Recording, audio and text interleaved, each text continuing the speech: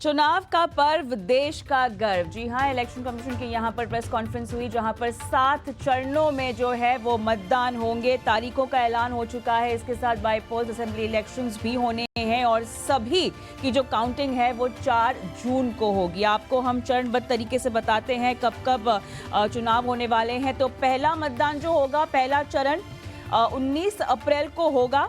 उसके बाद दूसरा चरण 26 अप्रैल को, तीसरा 7 मई को, चौथा फेज जो है वोटिंग का वो 13 मई को होगा, पांचवा फेज 20 मई को, छठा फेज 25 मई को और आखिरी 7वां चरण 1 जून को। और 4 जून को यहाँ पर पूरे देश में जो है वो काउंटिंग हो जाएगी, जो कि अभी ऐलान हुआ है इलेक्शन कमीशन का। और आपको बता दें, यहाँ पर अगर हम कॉन्स्टिट्यूएंसीज देखें तो सबसे ज़्यादा कॉन्स्टिट्यूएंसीज जो है वो पहले चरण में कवर करने की कोशिश की जा रही है। और उसके बाद हमने देखा कि तीसरे फेज में लगभग 12 स्टेट्स हैं जो जाएंगी इलेक्शंस में। और चौथे फेज तक हम देखेंगे कि तमिलनाडु, आंध्र प्रदेश, वेस्टर्न पार्ट हमारे देश का और सदर्न जो दक्षिणी क्षेत्र है, उड़ीसा भी है, काफ़ी हद तक पूरा हो जाएगा। पांचवें चरण में हम देखेंगे लगभग 45 कॉन्स्टिट्यूएंसीज हैं जो वोटिंग में जाएंगी। छठे चरण में हम देखेंगे लगभग 56 कॉन्स्टिट्यूएंसीज जहां पर यूपी, बिहार, उड़ीसा और वेस्ट बंगाल मुख्यतः रहने वाले हैं। और आखिर में बची कॉन्स्टिट्यूएंसीज जो हैं वो 7वें फेज में जाएंगी 1 जून को। एक बार फिर से दोहरा दें तमाम दर्शकों के लिए जिन्होंने अभी अभी टीवी खोला है और शायद इसी ब्रेकिंग का इंतजार होगा कि कब चुनावों की तारीखों का ऐलान हो, तो ऐलान हो चुका है। 19 अप्रैल को जो है हम देखेंगे पहली चरण जो है वो जाएगी वोटिंग को। दूसरा चरण हम देखेंगे 26 अप्रैल, तीसरा 7 मई, चौथा 13 मई, पांचवा जो चरण है वो 20 मई को, छठा 25 मई और 7वां फेज जो है वो 1 जून को होगा। और काउंटिंग जो है वो हम होती हुई देखेंगे 4 जून को। और चलिए, इसी के साथ बाईपोल्स भी है और असेंबली इलेक्शंस भी है सिक्किम, उड़ीसा, अरुणाचल प्रदेश और आंध्र प्रदेश में, जहां पर हम आंध्र प्रदेश में पोलिंग होती हुई देखेंगे 13 मई को। और सिक्किम में यहाँ पर 19 अप्रैल को पोलिंग होने वाली है। उड़ीसा की अगर हम बात करें तो यहाँ पे अलग अलग चरणों में, अलग अलग फेजेस में होने वाली है पोलिंग, जहाँ पर 3 मई को पहला फेज होगा, 20 मई को दूसरा फेज होगा, 25 मई को उड़ीसा में विधानसभा चुनाव का तीसरा फेज होगा। अरुणाचल की अगर हम बात करें तो 19 अप्रैल को यहाँ पर जो है पोलिंग की तारीख, वोटिंग की तारीख सामने आती हुई दिखाई दी है। तो ये तमाम डिटेल्स और ये है वो शेड्यूल जो हमने अभी चुनाव आयोग का ऐलान करते हुए सुना है। इसके अलावा कुछ और इंटरेस्टिंग डेटा जो हमारे सामने आया है जो दर्शकों को बताना होगा, क्योंकि देखिए लोकतंत्र का सबसे बड़ा त्योहार है ये, हमारा सबसे बड़ा लोकतंत्र और सबसे बड़ा त्योहार जो मतदान होता है। पूरी दुनिया की निगाहें जो हैं इस महापर्व पर बनी हुई है। और जो इंटरेस्टिंग डेटा जो सामने आया है प्रेस कॉन्फ्रेंस में वो आपको बताते हैं। लगभग 10.5 लाख पोलिंग बूथ हैं जो आपकी बात स्थापित किए गए हैं। टोटल वोटर्स अगर हम देखें तो 97 करोड़ हैं, जिसमें इंटरेस्टिंग फैक्ट आप ये देखिए कि जो पहली बार वोटिंग करने वाले हैं उनकी अगर हम उम्र देखें, 18 से 19 साल के अगर हम वोटर्स की बात करें तो वो पहली बार आंकड़ा जो है 2 करोड़ तक पहुंचता हुआ दिखाई दे रहा है। युवा शक्ति पूरी तरह से हम देख रहे हैं डोमिनेट करती हुई दिखाई दे रही है अब की बार इस चुनाव को। और इतना ही नहीं, महिलाओं का भी जो आंकड़ा है वोटर्स के तौर पर वो उभरता हुआ दिखाई दे रहा है। हम देख रहे हैं लगभग यहाँ पर 47.1 करोड़ महिला वोटर हैं और 49.7 पुरुष वोटर्स हैं जिनका नाम सामने आया है। अच्छा, पहली बार वोटर्स जो हैं 18 से 19 साल की, उसमें से 85 लाख वोटर्स जो हैं वो महिलाएं हैं। आपको बताएं 2 करोड़ का जो आंकड़ा है जो पहली बार वोटिंग करने वाले हैं, उनमें से 85 लाख जो हैं वो महिलाएं हैं। और इतना ही नहीं, कुछ और इंटरेस्टिंग फैक्ट आपको बताएंगे। 12 राज्यों में महिला वोटर्स जो है पुरुष वोटर्स के मुकाबले ज्यादा है। जी हाँ, इसीलिए हम देख रहे हैं अब की बार महिला वोटर्स का दबदबा जो हमने एक बार देखा विधानसभा चुनाव के नतीजों में भी सामने आता हुआ हमने देखा है। युवा जो है वो बढ़ चढ़कर हिस्सा लेने वाले हैं और वही आंकड़ा जो है प्रेस कॉन्फ्रेंस में भी पेश किया गया है। हमारे साथ हमारे तमाम सहयोगी भी जुड़ गए हैं, राजनीतिक विश्लेषक भी जुड़ गए हैं, उनके साथ अब मंथन करते हैं और समझने की कोशिश करते हैं कि अब जो है ऐलान तो हो चुका है महामुकाबले का, लेकिन अब किस ओर पल्ला बैठता है। एके मिश्रा साहब मेरे साथ जुड़ गए हैं, हमारे पॉलिटिकल एनालिस्ट। मिश्रा जी, स्वागत है आपका हमारी इस बेहद खास पेशकश में। तो देखिए, 7 चरणों में रखा गया है पूरा मतदान का शेड्यूल जो सामने आया है सर, और यहाँ पर जो डिटेल्स दिए हैं, जो फैक्ट्स बताए गए हैं, जो गणना की गई है वोटरों की, वो भी काफी दिलचस्प है। युवा शक्ति जो पहली बार वोटर दे रहे हैं, जो वोट कर रहे हैं, 2 करोड़ का आंकड़ा है उनका। महिलाओं में हमने देखा है वोटर्स का इजाफा है। अब हमें ये बताएं, 7 चरणों में और सबकी जो काउंटिंग है, बाईपोल्स, असेंबली और साथ ही लोकसभा की, सबकी जो काउंटिंग है वो 4 जून को जो है वो होने वाली है। आपकी प्रतिक्रिया? जी देखिए मैम, एक तो आपका आभार, आपने मुझे बुलाया। ये जो चुनाव का डिक्लेरेशन हो रहा है ना, ये बहुत ही इम्पोर्टेंट इवेंट है। और इवेंट को मैं इम्पोर्टेंट इसलिए बोल रहा हूँ, ये केवल अपने देश की एक पॉलिटिकल एक्टिविटी नहीं है कि जी चुनाव हुए, सरकार बन गई। आप अगर पीछे की गतिविधियों को ध्यान दीजिए, साल 2 साल 3 साल पहले की, तो प्रधानमंत्री नरेंद्र मोदी जी लगातार भारत को वैश्विक पावर बनाने की बात कर रहे हैं, ग्लोबल पावर बनाने की बात कर रहे हैं, युवा शक्ति की बात कर रहे हैं, नारी के सशक्तिकरण की बात कर रहे हैं, इकोनॉमिक पावर बनाने की बात कर रहे हैं। युवाओं की बढ़ती हुई तादाद हमारे लिए एक यूएसपी है, जो कि इलेक्शन कमीशन ने भी कंफर्म किया। अगर इतने युवा वोटर आ रहे हैं तो पूरी दुनिया की निगाहें ये 2-3 महीने केवल भारत पे टिकी रहेंगी। ध्यान से सुनिएगा, उसके पीछे कारण है 3-4 पॉइंट ऑफ व्यू से। जैसे political dynamics, global political dynamics, वैश्विक राजनीतिक घटक क्या है वो। उसके बाद इकोनॉमिक डायनामिक्स, यानी ग्लोबल इकोनॉमी जो, उसमें क्या चेंजेस होंगे। ग्लोबल मिलिट्री पावर कि कौन सा देश शक्तिशाली है, और न्यू वर्ल्ड ऑर्डर जो चेंज होने की बातें हम लोग करते रहते हैं, ये सारी की सारी इस सिचुएशन से, इस 2-3 महीने के इवेंट से डिसाइड होंगी। केवल इंडियन सब कॉन्टिनेंट ही नहीं, भारतीय उपमहादेश के 7-8 देश ही नहीं, पूरी दुनिया पे इन चुनावों का असर पड़ेगा। उसके पीछे कारण है, प्रधानमंत्री जी ने अब की बार नारा दिया है 400 के पार। तो 400 के पार का नारा केवल इसलिए नहीं है कि जी हम सरकार, अरे सरकार तो 250 पे भी बन जाती है, सरकार उससे कम पे भी बन जाती है, मान मनौवल करके, गठबंधन करके, हाथ जोड़ करके भी सरकार बन जाती है। लेकिन 400 के पार का नारा या लक्ष्य रखने का इतना एम्बिशियस क्या पर्पज है? दुनिया को दिखाना है। जैसे ही आपको लगेगा दुनिया में ये मैसेज, खबर जाएगा कि 400 की सीटें आ गई, इसका मतलब कि तीसरी बार स्टेबल गवर्नमेंट मिलने वाली है।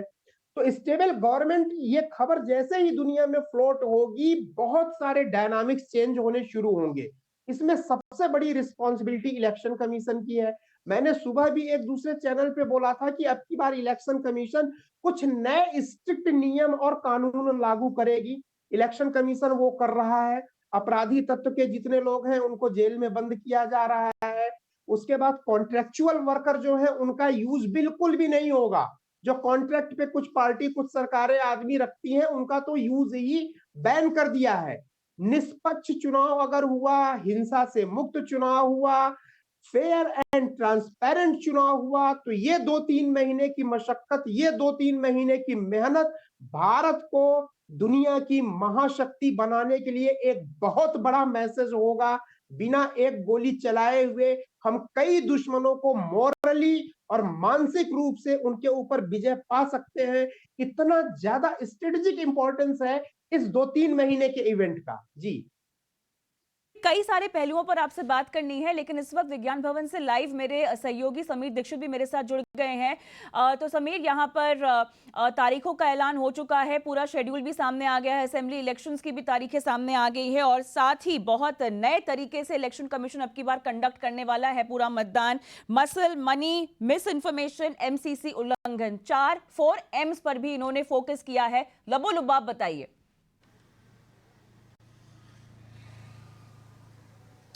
जी बिल्कुल, बड़े ही दिलचस्प आंकड़े यहाँ पे इलेक्शन कमीशन ने सामने पेश किए हैं, जिसमें ये बताया गया कि 97 करोड़ जो मतदाता है वो ये तय करेंगे कि 543 सीटों पे आखिर क्या भविष्य रहेगा जो कैंडिडेट चुनाव लड़ने जा रहे हैं। साथ ही साथ ये भी बताया कि 1.82 करोड़ जो है वो मतदाता है जो पहली बार अपने मतदान का, अपने अधिकार का इस्तेमाल करेंगे। इसमें 85 वर्ष से ऊपर 82 लाख मतदाता हैं, जबकि करीब करीब 2.25 लाख मतदाता हैं जिनकी उम्र 100 साल से ऊपर है।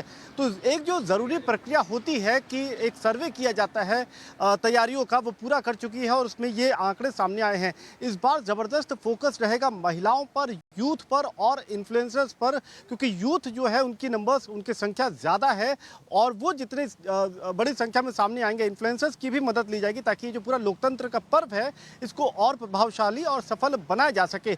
लेकिन इसके अलावा और क्या कुछ तैयारियां की गई हैं इलेक्शन कमीशन की तरफ से, सुरक्षा के लिए क्या कुछ तैयारियां, इस पर बात करेंगे। हमारे साथ में प्रकाश है जो कि ब्रीफिंग के दौरान मौजूद थे। एक दिलचस्प आंकड़ों के अलावा इलेक्शन कमीशन ने और क्या कुछ तैयारी करी है ताकि निष्पक्ष चुनाव हो, इसमें सुरक्षा की दृष्टि से कहीं कोई पेच ना फंसे, क्या तैयारियां हैं? देखिए, इलेक्शन कमीशन का जो फोकस है वो मोटे तौर पे 5 मसलों पर है। सबसे पहला तो ये है कि जो वोटर्स हैं, जो कि सीनियर सिटीजन हैं, जिनकी उम्र ज़्यादा है, उनको एक कंफर्ट दिया जाए कि वो ज़्यादा से ज़्यादा संख्या में वोट डाल पाएँ। तो जो पोलिंग परसेंटेज है, वोटिंग परसेंटेज है, उसको बढ़ाने पे फोकस है और इसके लिए ये फैसला किया गया है कि 85 लाख के करीब 82 लाख के करीब ऐसे वोटर्स हैं जिनकी एज 85 ईयर से ज़्यादा है, उनको 12D फॉर्म्स दिए जाएंगे। हालांकि ये सारे हाउस होल्ड्स में भेजे जाएंगे और वो घर से ही वोटिंग कर सकते हैं। तो ये बड़ा फोकस रहेगा। विकल्प दिया जाएगा, चाहे वो घर से दे पाएं या वहाँ जाएं। हाँ, बट उनके पास ये मौका रहेगा तो जाहिर तौर पे पोलिंग परसेंटेज बढ़ाने में मदद मिलेगी।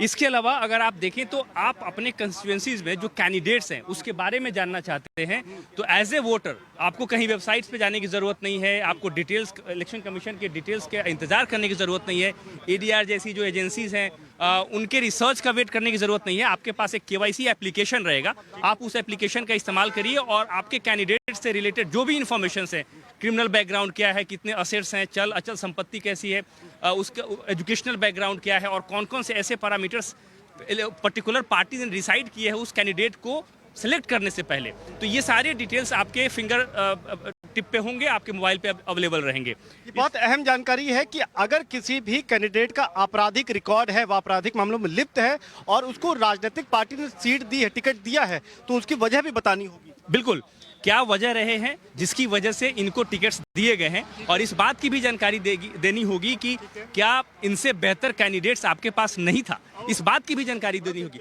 तो जाहिर तौर पे जो पारदर्शिता है, जो ट्रांसपेरेंसी है, उसको लाने की कोशिश इलेक्शन कमीशन ने इस बार की है। इसके अलावा मैन पावर, मसल पावर, जो कि आम शब्द हैं जो कि हम चुनाव में सुनते आए हैं, उस पर कैसे कंट्रोल की जाए, इस मसले को ध्यान में रखते हुए इलेक्शन कमीशन ने काफ़ी स्ट्रिक्ट तैयारियां की हैं। ड्रोन का इस्तेमाल किया जाएगा। इसके अलावा जो सिक्योरिटी फोर्सेस हैं उनको एक्टिव तरीके से इन्वॉल्व किया जाएगा। सीमावर्ती इलाकों में ज़्यादा से ज़्यादा ड्रोन की तैनाती होगी ताकि इस तरह के इंसिडेंट्स को रोके जाएं। फेक न्यूज़ पर भी कुछ एक्शन लेंगे? जी बिल्कुल, फेक न्यूज़ काफ़ी इम्पॉर्टेंट इशू है पॉलिटिकल पार्टीज़ के लिए भी और वोटर्स के लिए भी। चीफ इलेक्शन कमिश्नर ने साफ तौर पर यह कहा कि फेक न्यूज़ पर आपको ज़्यादा सतर्कता बरतने की ज़रूरत है। जो पॉलिटिकल पार्टीज़ हैं, कुछ भी पोस्ट करने से पहले सोशल मीडिया अकाउंट पर काफ़ी एहतियात बरतें। इसके अलावा वोटर से उन्होंने अपील की कि कुछ भी आप फॉरवर्ड करते हैं तो आपको ये ध्यान देने की ज़रूरत है कि क्या ये सही है और अगर ये फेक है तो इसके क्या इम्प्लीकेशंस हो सकते हैं। इस मसले पर स्ट्रिक्ट एक्शन लिए जा सकते हैं। साथ ही साथ उन्होंने ये भी कहा कि फेक न्यूज़ को समझने का सबसे अच्छा तरीका है कि आप थोड़ा ठहरें। कुछ भी आपके पास आ जाए आप उसको फॉरवर्ड ना करें, आप किसी को ना भेजें, आप थोड़ा जांच पड़ताल कर लें, समझें और उसके बाद उसको फॉरवर्ड करें।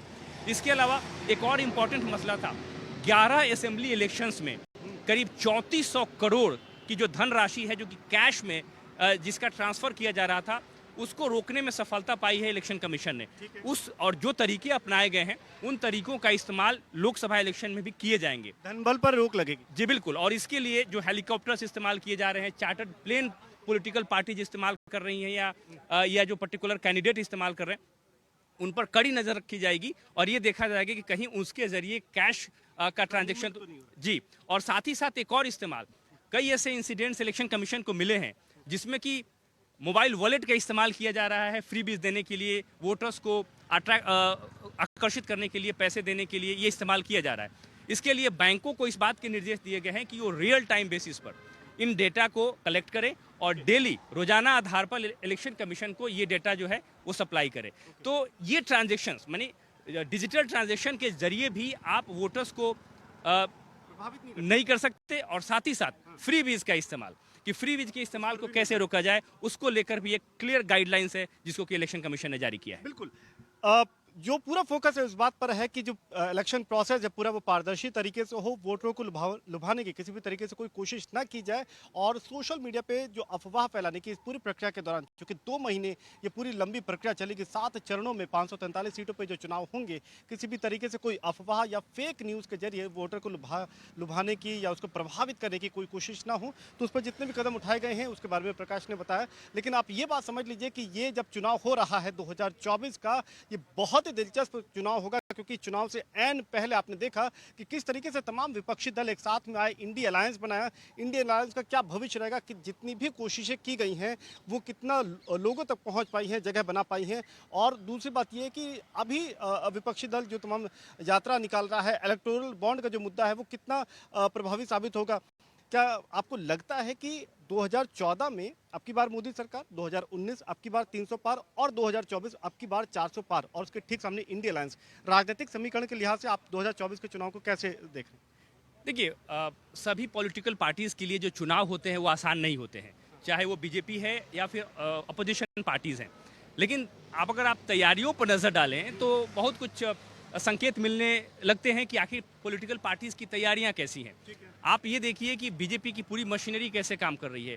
इलेक्शन कैंपेन, जिस तरीके से पूरी पार्टी अपने आप को झोंक देती है, वो उस तरह का डेडिकेशन जो है वो अपोजिशन पार्टीज में लैकिंग है। सबसे पहली बात तो ये है कि उनको आपस में तारतम्य बैठाना और सीटों के ऊपर एक तरीके से सहमति बना पाना ही बहुत मुश्किल है।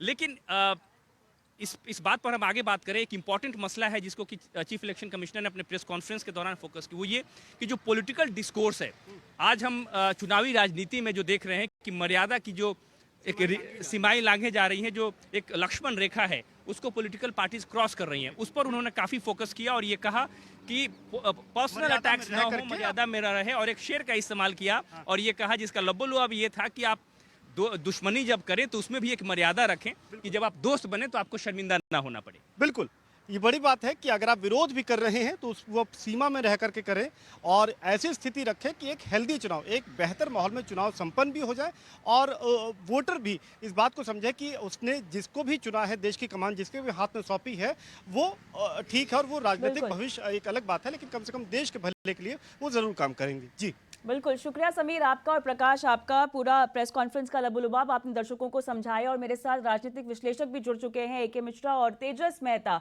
मिश्रा जी से हमने फर्स्ट कमेंट्स ले लिए थे। तेजस, हमें इस पूरे डिस्कशन को खोलना है, तमाम तरह के मंथन करने हैं, लेकिन उससे पहले जिस तरह से मुस्तैदी से इलेक्शन कमीशन ने पूरा प्लान हमारे सामने रखा है, 7 चरणों में यहाँ पर मतदान होने वाले हैं, 4 जून को वोटिंग के नतीजे हमारे सामने आएंगे, असेंबली इलेक्शंस को भी मिलाकर बहुत सारी नई नई चीज़ें यहाँ पर जो हैं वो अपनाई जा रही हैं।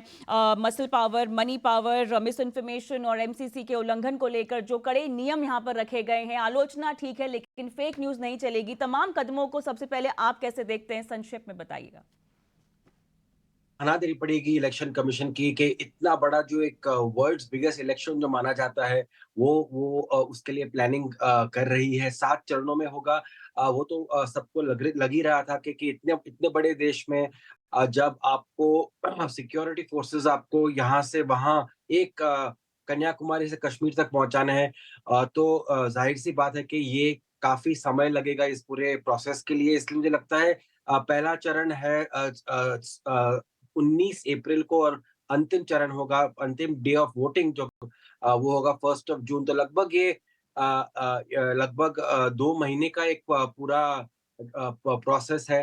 तो आई थिंक ये एक जो प्लानिंग किया गया है वो ठीक लग रहा है मेरे को। हाँ, एक जाहिर सी बात है कि ये जो अपोजिशन है, इंडिया अलायंस, उनकी एक शिकायत रही है कि जब इतना लंबा इलेक्शन होता है तो वो जो रूलिंग पावर जो पार्टी जो सेंटर में होती है उनको एक एडवांटेज मिलता है। लेकिन मुझे लगता नहीं और कोई चारा था। जैसे आपके पत्रकारों ने बताया कि काफी अहम स्टेप्स लिए गए हैं मसल पावर और फेक न्यूज को रुकाने के लिए। I think that is very very crucial and important. और दूसरी बात जो मुझे अच्छी लगी इस पूरी प्रक्रिया में, कि जो महिला वोटर्स है वो काफी वो संख्या इस टाइम बढ़ गई है। वो जो डिफरेंस है वो अभी अभी सिर्फ मुझे लगता है 2% का रहा है। तो इस पूरी मुहिम में 100 करोड़ वोटर्स हैं, जो इलेक्शन कमीशन बता रहे थे कि पूरे कॉन्टिनेंट से भी ज़्यादा वोटर्स हमारे देश में है। तो आई थिंक ये बिल्कुल। एक एक पहली जो बार वोटर जो सराहना है दोबारा देनी तेजस, पड़ेगी पहली इलेक्शन फर्स्ट कमीशन टाइम जो को। वोटर्स हैं तेजस, वो 2 करोड़ का आंकड़ा पार कर रहे हैं, ये अपने आप में काबिले तारीफ है। और नारी शक्ति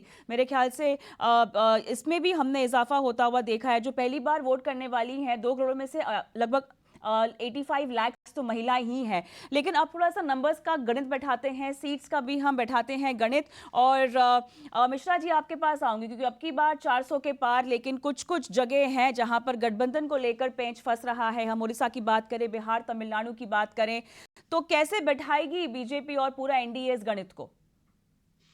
मैम देखिए, अगर हम दोनों पक्षों की बात करें, इंडी अलायंस की और बीजेपी अलायंस, बीजेपी के जो अपने घटक है, अब तो दुंदुभी बच गई है, डिक्लेयर हो गया है। अब कैसे भी करके इनको गणित बैठाना है। जितने भी पक्ष विपक्ष में जितनी भी पार्टियां हैं, अब इनके लिए कोई टिपिकल टास्क नहीं होगा। चाहे वो लूज करें, आपस में कैसे भी समझे कौन विन करेगा, किसका नुकसान होगा, ये उनकी हेडक है। लोकतंत्र की हेडक, संविधान की हेडक या इलेक्शन कमीशन की नहीं है। देखना यह है कि जो पार्टियां बहुत अच्छे तरीके से, स्मूथ तरीके से गठबंधन कर लेंगी, हैजल फ्री गठबंधन कर लेंगी, वो तो इलेक्शन में अच्छा परफॉर्म कर लेंगी। और जो पार्टियां आपस में ही लड़ती रहेंगी, टर्मोइल रहेगा, वो मेंटल लेवल पे या मुद्दों पे एक मत नहीं हो पाएंगे, उनके लिए बहुत बड़ी चुनौती जो है यहाँ पे खड़ी हो जाएगी। तो मैं समझता हूं कि पत्रकारों को, हम लोगों को, इलेक्शन कमीशन को इस चीज पे ध्यान नहीं देना चाहिए कि पार्टियां गठबंधन कैसे करेंगी। अरे नहीं करेंगी तो मत करे, इतने दिन हो रहा है, अगर नहीं कर पाए, 1-2 दिन में और नहीं कर पाए सीटों का चयन, कैंडिडेट्स का चयन और उनका डिक्लेरेशन नहीं कर पाए, और आप डायलेमा में अभी फंसे हुए हो, तो इसका मतलब है कि पॉलिटिकल दक्षता आपके अंदर नहीं है। आपको किसी योग्य पॉलिटिकल कंसल्टेंट को हायर करना चाहिए। आप एक्सपर्ट नहीं हो, भले ही आप 40 साल या 50 साल पुराने नेता हो या अनुभव रहा हो आपको। दूसरी इंपॉर्टेंट चीज मैं आपको बताना चाहता हूं, अगर हम इस इवेंट को, 2-3 महीने के इवेंट को, इलेक्शंस को केवल इंडिया के पर्सपेक्टिव में देखें, बीजेपी या कांग्रेस के पर्सपेक्टिव में देखें, तो ये बहुत बड़ा अन्याय होगा, डिस्क्रेडिट करने की बात होगी अपने कंट्री को। देखिए है क्या, ग्लोबल लेवल पे इसको समझिए। ग्लोबल लेवल पे ये भारत के लिए माई एसिड टेस्ट होगा, जिसमें दिखाना है इलेक्शन कमीशन, भारत की machinery, government of India, public सब मिलके दिखाएगी कि हमारी मशीनरी क्या है और कितने बड़े इवेंट को हम स्मूथली मैनेज कर सकते हैं। अब इसको समझिए, 97 करोड़ वोटर हैं। पूरे गल्फ में 10-11 देश है जो मुस्लिम कंट्री, उनकी टोटल पॉपुलेशन 97 करोड़ नहीं है। सबसे ज्यादा पॉपुलेशन सऊदी अरेबिया की है, 10 करोड़ के आसपास। यूरोपियन यूनियन की, जिसमें इतने सारे देश हैं, नाटो जिसमें 40 से ज्यादा देश होंगे, उनकी पॉपुलेशन 97 करोड़ नहीं। अमेरिका सबसे पुरानी डेमोक्रेसी, वहां पे 30-35 करोड़ मैक्सिमम, अभी बढ़ गया होगा तो 40 करोड़ टोटल पॉपुलेशन है। तो उसमें वोटर कितने होंगे? यहाँ वोटर 97 करोड़ है। इतने बड़े वोट बैंक को नियत समय पे मोबिलाइज करना, उसको मैनेज करना, ये भारत के लोकतंत्र की दक्षता को, इफिशियंसी को ग्लोबल पटल पे रखेगा। और ये इतनी बड़ी ताकत होगी, सक्सेसफुल अगर ये हो गया, इतनी बड़ी ताकत होगी कि इसका इम्पैक्ट इतना कन्विंसिंग होगा ग्लोबल लेवल पे, जो पॉलिटिकल लीडर है उनके ऊपर, उसके बाद जो इकोनॉमिकल लीडर है यानी बड़े बड़े इन्वेस्टर्स और बिजनेसमैन है, उनके ऊपर इतना पॉजिटिव इंपैक्ट होगा, इतना पॉजिटिव झुकाव उनका भारत की तरफ होगा। स्टेबल गवर्नमेंट, केवल स्टेबल लोकतंत्र, ट्रांसपेरेंट लोकतंत्र, स्टेबल गवर्नमेंट ही एक स्टेबल इकोनॉमी और स्टेबल वे में सस्टेनेबल डेवलपमेंट और खुशहाली को दे सकता है। हर इन्वेस्टर ये चाहेगा कि उसका इन्वेस्टमेंट साफ रहे, क्लियर रहे, सुरक्षित रहे। तो ये ऐसे फायदे हैं कि आप तो ये मान के चलिए कि 3 महीने के बाद इंडिया एक सुपर पावर की तरह बन के उभरने वाला है। बिल्कुल बिल्कुल, दुनिया भर की निगाहें रहने वाली है इस पर्व पर। लेकिन तेजस, अब यहाँ पर राहुल गांधी तो न्याय यात्रा कर रहे हैं, लेकिन साथ ही कांग्रेस छोड़ो यात्रा भी चल रही है उसके साथ साथ। और इंडिया अलायंस के लिए तो अब करो या मरो, क्या कहेंगे आप? देखिए, बहुत ही मुश्किल है, क्योंकि ये जो पूरा प्रयास था ऑपोजिशन का कि इंडिया अलायंस को साथ में हम लेके चले, ये बहुत देरी से शुरू हुआ है। इसकी शुरुआत 2 साल पहले होनी थी और तभी एक असम देख सकते थे कि उसका एक माहौल बनता है। आप इश्यूज एक साथ उठा सकते हैं और इंडिया अलायंस की बात भी करें। ये हाँ, इंडिया अलायंस असल में है कहाँ? क्योंकि हम वेस्ट बंगाल में देखें, वहाँ कोई गठबंधन नहीं हो रहा है। हम केरला में देखें, वहाँ कोई गठबंधन नहीं हो रहा है। एक ही जगह पे अब तक जो क्लियर कट अच्छी तरह से गठबंधन हुआ है, वो है दिल्ली में, जहाँ आम आदमी पार्टी और कांग्रेस ने एक अलायंस किया है। लेकिन कांग्रेस जो मेन जो एक केंद्र बिंदु है इस पूरे अलायंस का, उसकी उसकी ही रणनीति साफ नहीं है। पहले तो उनका पर्सनल आइडियोलॉजी क्या है साफ नहीं है, उसकी वजह से काफी बार देखा है हमने, जैसे आप कह रहे थे कि इतने सारे लोगों ने छोड़ दिया और छोड़ेंगे ही। जैसे हम अंग्रेजी में कहते हैं कि you go where the grass is greener, the pasture is greener, जहां आपको आपकी तरक्की होगी। अब मिलिंद देवरा की बात हम करते हैं। मिलिंद देवरा 10 साल के लिए कांग्रेस के साथ थे। वो तुरंत तो नहीं चले गए, मगर जब आपको कोई चांस ही नहीं मिलता है, मौका नहीं मिलता है, तो आप क्या करेंगे? आप कहीं और देखेंगे जहां आपकी तरक्की हो सकती है। हम सब जॉब में भी ऐसा करते हैं। और जहां आपकी आइडियोलॉजी इतनी कमजोर हो गई हो, तो क्या करेंगे? ये जो न्याय यात्रा है, मुझे लगता है इसका समय तो बहुत ही बैड टाइमिंग था, क्योंकि उसका कोई फोकस मीडिया पे है नहीं, बहुत कम है। और राहुल गांधी जहां भी जाते हैं, ठीक है, लोग आते हैं, उनकी बात सुनते हैं, लेकिन क्या इसकी वजह से वो वोट चेंज कर पाएंगे? मुझे नहीं लगता है। हमने वहां भी देखा था साउथ में, जब ये पूरा जो पहली बार वो निकले थे भारत जोड़ो यात्रा में, उसका इतना बड़ा कन्वर्शन नहीं हुआ है। कई इलाकों में हुआ होगा, लेकिन इतना बड़ा असर नहीं देखा।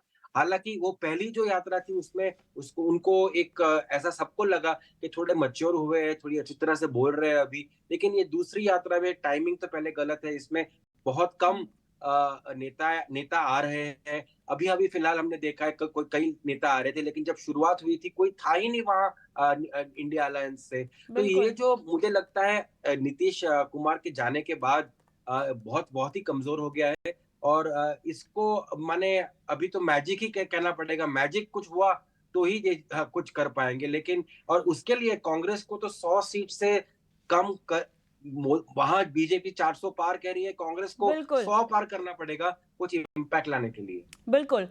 तो हवाओं के भरोसे मत उड़, चट्टानें तूफानों का भी रुख मोड़ देती हैं। बहरहाल आने वाला समय जो है वो काफी दिलचस्प होने वाला है, क्योंकि इस महाभारत और महायुद्ध के आगाज होने की तारीखों का ऐलान हो चुका है। बहरहाल मेरे पास समय फिलहाल खत्म हो चुका है। मिश्रा जी, आपका जैसा आपका बहुत बहुत धन्यवाद, समय निकाला इस चर्चा में जुड़े हमारे साथ।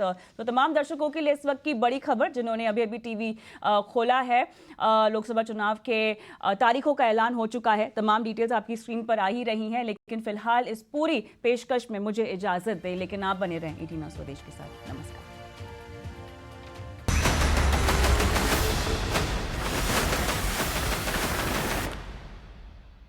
At Panasonic, we're working to change the way we power our businesses, our travel, our homes, our lives. Join us in pushing for change. जी, मेरा नाम जितेंद्र कुमार है। मैं गुड़गांव में रहता हूँ, प्राइवेट सेक्टर में जॉब करता हूँ। टाइम्स ऑफ नव भारत मैं 2022 से देख रहा हूँ। कॉन्टेक्स्ट में जब मैं विनर हुआ तो मुझे बहुत खुशी हुई, और मैंने सबसे पहले अपनी वाइफ को बताया, वो भी बहुत खुश हुए। देखेगा नव भारत जीतेगा भारत कॉन्टेस्ट। हमने तो जीत लिया है, आप कब खेलकर जीतेंगे? देखो खेलो जीतो टाइम्स नाउ नव भारत पर। Schedule of the Lok Sabha poll, phase 1. We'll do it in 7 phases, as was done last time. 7 phases. Phase 1 will start from 20th March notification, 5 days from now. And last date of withdrawal would be 30th March and date of poll would be 19th of April. इसमें phase 1 का schedule एक दिन से हमें 2 बार करना पड़ रहा है। फिर बिहार के लिए वहां एक फेस्टिवल है, तो नोटिफिकेशन की डेट सेम है, लेकिन बस लास्ट डेट ऑफ विड्रॉल हमें 30 मार्च की जगह 2 अप्रैल सिर्फ बिहार की फर्स्ट फेज के लिए करनी पड़ रही है, क्योंकि वहां त्योहार है। और 19 अप्रैल को यहां वोटिंग होगी, और पूरी कंट्री में 4 जून को काउंटिंग होगी। So phase 1 this will look like this. ये मैप भी हम आपको प्रोवाइड कर देंगे। अभी ये जो येलो पोर्शन है ये ऐसा दिखाई देगा।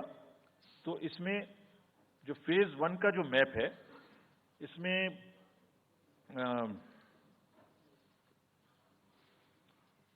नॉर्थ ईस्ट, नीचे तमिलनाडु, राजस्थान, सेंटर में छत्तीसगढ़, मध्य प्रदेश और उत्तराखंड, और ऊपर में जम्मू कश्मीर की 1 पार्लियामेंट्री कॉन्स्टिट्यूंसी। जो सिंगल पोल डेट है वो 22 स्टेट में होगी। 2 राज्य 4 बार में जाएंगे, कर्नाटका, राजस्थान, त्रिपुरा, मणिपुर। 3 फेज में 2 जाएंगे, छत्तीसगढ़ एंड असम। 4 फेज में 3 जाएंगे, उड़ीसा, मध्य प्रदेश, झारखंड। 5 फेज में 2 जाएंगे, महाराष्ट्र एंड जम्मू कश्मीर। जम्मू कश्मीर की हर पार्लियामेंट्री कॉन्स्टिट्यूंसी के लिए 1 फेज होगी। और 7 फेज में 3 जाएंगे, उत्तर प्रदेश, बिहार एंड वेस्ट बंगाल।